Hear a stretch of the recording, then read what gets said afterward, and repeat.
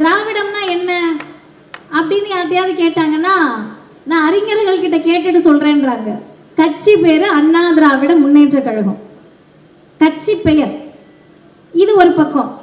இன்னொரு பக்கம் வரக்கூடியவர்கள் சித்தாந்தம் என்ன என்று கேட்டால் திமுகவை ஒழிக்கணுமா. ரொம்ப தவறு. அவங்க சொன்னது கிடையாது, முன்னாடி ஹிஸ்டரியை படிக்காம வந்தது தவறு. திமுகவை ஒழிப்பேன்னு 50 வருஷத்துக்கு முன்னாடி சொன்னாங்க. 1967 இருந்து சொன்னாங்க. 10 வருஷத்துக்கு முன்னாடி வந்தாங்க. ஒரு வாரத்துக்கு முன்னாடி வரலாம், நாளைக்கு வரலாம், நாளை மறுநாள் வரலாம், அடுத்த வருடம் வரலாம், நீங்க வந்துகிட்டே இருக்கலாம். நீங்கள் வருவீர்கள் போவீர்கள், திமுக நிலைத்து நிற்கும் என்பதை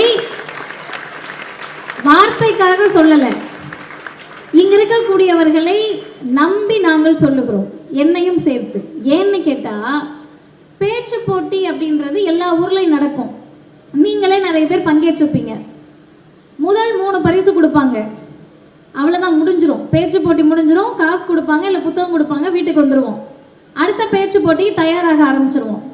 ஆனா இந்த பேச்சு போட்டியை நன்றாக கேட்டுக்கொள்ளுங்கள். பேச்சாளர்களை உருவாக்குவதற்காக அண்ணன் உதயநிதி அவர்கள் பேச்சு போட்டியை நடத்தல. பேச்சாளர்களை உருவாக்கலன்னா பேச்சு போட்டி எதுக்கு நடத்தினாங்க?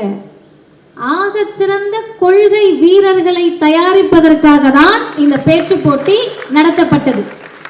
அந்த கொள்கை வீரர்கள் எப்படிப்பட்டவர்களாக இருக்க வேண்டும் என்று சொன்னால், எந்த தலைப்பு கொடுத்தாலும் மேடை கிடைத்தால் வாயை வாடகைக்கு விட்டு பிழைப்போம் என்ற பேச்சாளர்களாக இல்லாமல், எதுவரினும் எப்படிப்பட்ட எதிரிகள் வந்தாலும் எப்படிப்பட்ட துரோகிகள் வந்தாலும் திராவிடத்தால் வாழ்ந்துவிட்டு திராவிடத்தை அழிப்பேன் என்று யார் வந்தாலும் அவர்களை களத்தில் சொல்லால் எதிர்த்து நிற்கக்கூடிய கொள்கையாளர்களை இந்த பேச்சு போட்டி உருவாக்கி இருக்கிறது.